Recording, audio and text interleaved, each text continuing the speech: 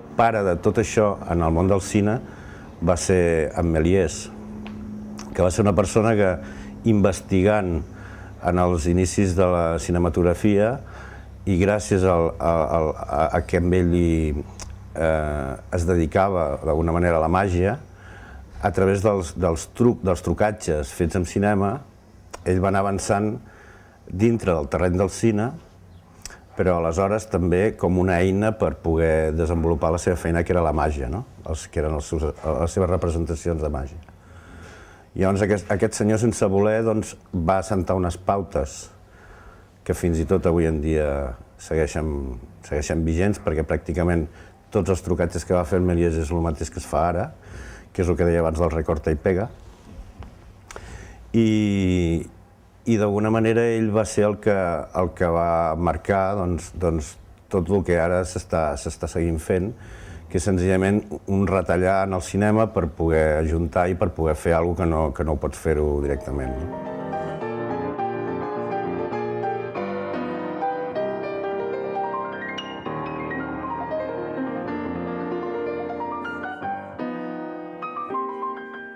Els trucatges que feia Méliès eren trucatges que bàsicament pretenien la composició, pretenien agafar una cosa rodada en un instant i afegir-ho amb una altra cosa que està rodada en un altre moment. Aleshores ell utilitzava l'única eina que tenia, que era dintre del suport fílmic, que és el negatiu.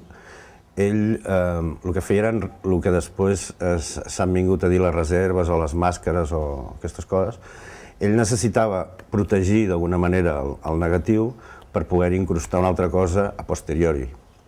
Aleshores ell utilitzava fondos negres o zones negres en les quals el negatiu no s'impressionava i ell tirava enrere la pel·lícula i feia una segona passada de rodatge perquè en les zones negres on no s'havia impressionat ell després, allà, en aquella zona, hi podia posar una altra cosa perquè en la primera passada el negatiu estava verge, perquè hi havia negre. Llavors, tot això és curiós perquè ha generat la metodologia de treball des d'ell fins ara a l'actualitat.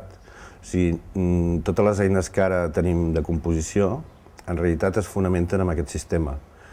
El sistema de la màscara, que és el sistema del retall, que és protegir una cosa amb un blanc i deixar una altra amb un negre.